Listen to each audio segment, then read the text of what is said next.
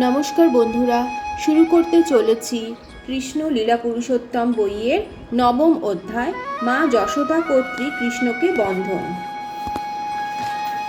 এক সময় যখন দাসীরা নানা রকম গৃহকার্যে ব্যস্ত ছিল, তখন মা যশোদা নিজেই দধিমন্থন করতে শুরু করলেন এবং সেই দধিমন্থনকালে তিনি শ্রীকৃষ্ণের অদ্ভুত মাধুরমণ্ডিত বাল্যলীলা গান করছিলেন এবং এইভাবে তার পুত্রের স্মরণ করে গভীর আনন্দে মগ্ন হচ্ছিলেন।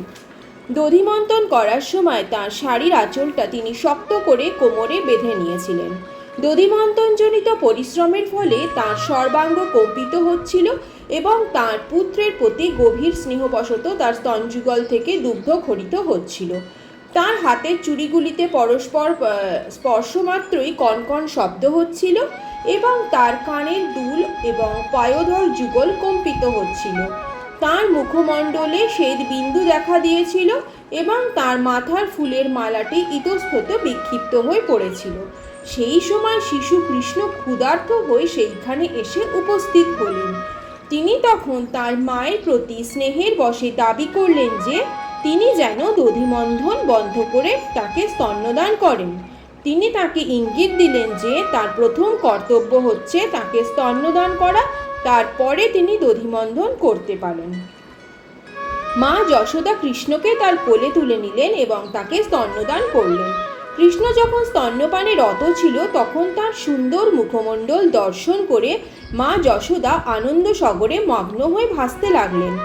এমন সময় হঠাৎ আগুনে বসানো দুধ উতলে পড়তে লাগলো এবং সেই আগুন থেকে দুধ নামানোর জন্য মা যশোদা তাড়াতাড়ি কৃষ্ণকে কোল থেকে নামিয়ে দুধ নামাতে ছুটে গেলেন। এইভাবে তাকে ফেলে চলে যাওয়ার ফলে তার মায়ের ওপর ভীষণ রাগ হলো। রাগে তার চোখ আর ঠোঁট লাল হয়ে উঠল। দাঁত দিয়ে ঠোঁট কামড়ে একটি পাথরের টুকরো তুলে তৎক্ষণাৎ তিনি ননির ভাণ্ডটি ভেঙে ফেললেন এবং অশ্রুপূর্ণ নয়নে গৃহের এক নির্জন কোণে বসে সেই ননি খেতে লাগলেন। ইতিমধ্যে দুধের পাত্রটি নামিয়ে রেখে মা যশোদা দধিমন্থন স্থানে ফিরে এলেন। যে পাত্রে তিনি ননি তুলে রাখছিলেন সেটিকে তিনি ভগ্ন অবস্থায় দেখলেন এবং তার শিশু পুত্রটিকে না দেখতে পেয়ে তিনি বুঝতে পারলেন যে এটি তাঁরই কর্ম। তিনি স্মিত হাস্যে ভাবতে লাগলেন, ছেলেটা খুব চালাক, পাত্রটা ভেঙে শাস্তি পাওয়ার ভয় এখান থেকে পালিয়ে গেছে। কিছুক্ষণ খোঁজার পর তিনি দেখতে পেলেন যে একটা উপর করে রাখা উদুখলের উপর কৃষ্ণ বসে আছেন এবং শিকায় ঝোলানো ননির পাত্র থেকে ননি নিয়ে সেগুলি বাঁদরদের খাওয়াচ্ছেন। তিনি দেখলেন যে তার কাছ থেকে এই দুষ্কৃত কর্মের জন্য শাস্তির ভয় কৃষ্ণ এদিক ওদিক তাকাচ্ছেন। তিনি নিঃশব্দে পিছনের থেকে ধীরে ধীরে তার দিকে এগোতে লাগলেন,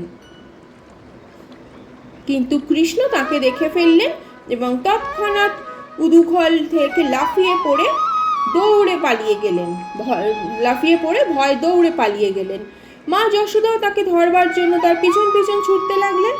যোগীরা ধ্যানে যাকে পায় না, সেই পরমেশ্বর ভগবানকে ধরার জন্য মা যশোদা তার পিছন পিছন ছুটতে লাগলেন। পক্ষান্তরে বলা যায়, যোগী এবং জ্ঞানীরা অনেক সাধ্য সাধনা করেও যে পরমেশ্বর ভগবানকে পায় না, সেই ভগবানই একটি শিশুরূপে তাঁর ভক্ত মা যশোদার সাথে খেলা করছিলেন। মা যশোদা দ্রুত গতিতে পলায়ন পর সেই শিশুটিকে প্রথমে ধরতে পারলেন না, কারণ তার ক্ষীণ কটিতট আর স্থূল শরীরের জন্য তিনি জোরে দৌড়তে পারছিলেন না। তবুও যতদূর সম্ভব দ্রুত গতিতে তিনি তার পশ্চাৎ ধাবন করার চেষ্টা করছিলেন। তার কেশপাশ তখন আলুলায়িত হয়ে পড়েছিল এবং তার খোপার ফুল মাটিতে ঝরে পড়েছিল। ক্লান্ত হওয়া সত্ত্বেও অবশেষে তিনি তার দুষ্ট শিশু সন্তানটিকে ধরলেন। মায়ের হাতে ধরা পড়ে কৃষ্ণ ভয় কাঁদো কাঁদো হয়ে উঠলেন।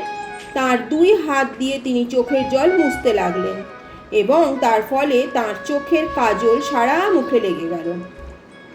মাকে ছড়ি হাতে তার সামনে দাঁড়িয়ে থাকতে দেখে তিনি অত্যন্ত ভয় পেয়েছিলেন। মা যশোদা তখন ভাবলেন যে শিশুটি অনর্থক ভয় পাচ্ছে।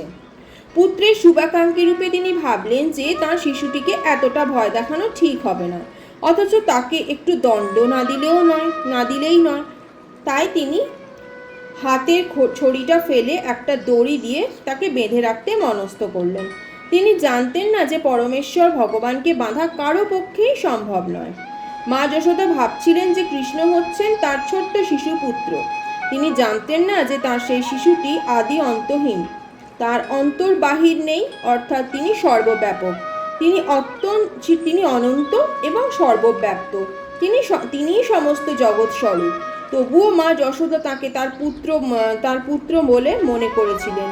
যদিও তিনি সমস্ত ইন্দ্রিয়ের অগোচর, তিনি তাকে একজন সাধারণ বালকের মতো দড়ি দিয়ে উদুখুলে বাঁধতে চেয়েছিলেন। কিন্তু যখন তিনি তাকে বাঁধতে গেলেন তখন দেখলেন যে সেই দড়িটি 2 ইঞ্চি পরিমাণ ছোট। তিনি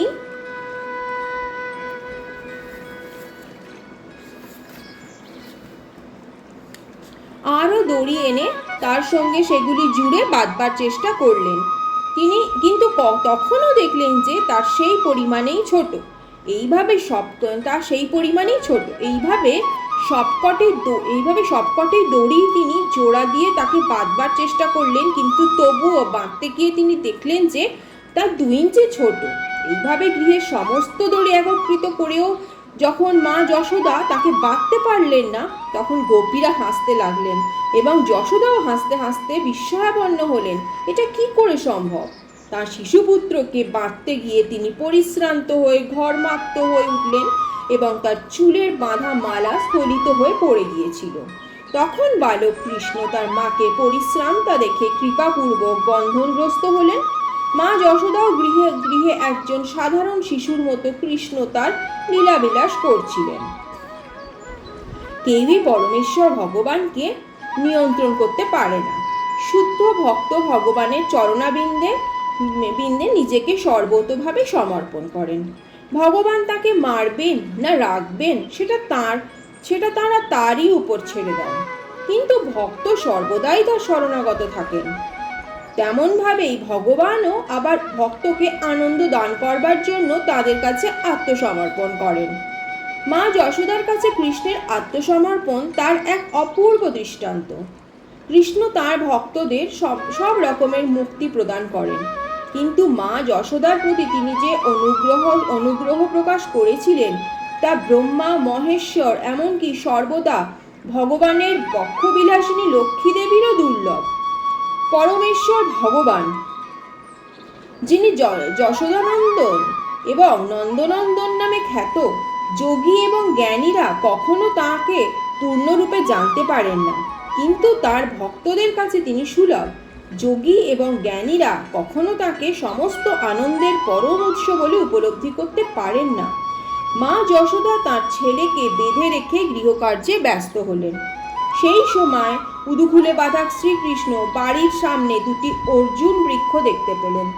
সমস্ত আনন্দের পরম উৎস পরমেশ্বর ভগবান শ্রীকৃষ্ণ তখন মনে মনে ভাবলেন, মা প্রথমে আমাকে দুধ না খাইয়েই চলে গিয়েছিলেন, তাই আমি ননির ভাণ্ড ভেঙে ফেলে সেগুলি বাঁদরদের খাইয়েছি, আর এখন আবার তিনি আমাকে এই উদুখুলে বেঁধে রেখেছেন, তাই এখন আমি আগের থেকেও বেশি রকমের দুষ্টুমি করব। এই ভেবে তিনি মনস্থ করলেন যে এই 2টি বিশাল অর্জুন বৃক্ষকে তিনি উপড়ে ফেলে দেবেন। এই 2টি অর্জুন গাছের একটা ইতিহাস আছে। তাদের পূর্বজন্মে তারা ছিল নলকুবর এবং মণিগ্রীব নামক কুবেরের 2 পুত্র। সৌভাগ্যক্রমে তারা ভগবানের কৃপা দৃষ্টি লাভ করেছিলেন। পূর্বজীবনে মহর্ষি নারদ তাদের অভিশাপ দিয়েছিলেন, যার ফলে তারা পরমেশ্বর ভগবান শ্রীকৃষ্ণকে দর্শন করবার সৌভাগ্য অর্জন করেছিলেন। এই আশীর্বাদরূপী অভিশাপ তাদের দেওয়া হয়েছিল কেননা অত্যাধিক মাত্রায় মদ্যপান করার ফলে তাদের স্মৃতি ভ্রংশ হয়েছিল।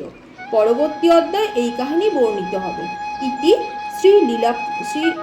ইতি লীলা পুরুষোত্তম শ্রীকৃষ্ণ গ্রন্থের মা যশোদা কর্তৃক কৃষ্ণকে বন্ধন নামক 9ম অধ্যায়ের ভক্তি বেদান্ত তাৎপর্য সমাপ্ত হলো।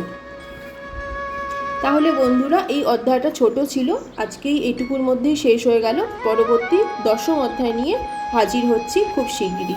সঙ্গে থাকুন, শুনতে থাকুন। নমস্কার।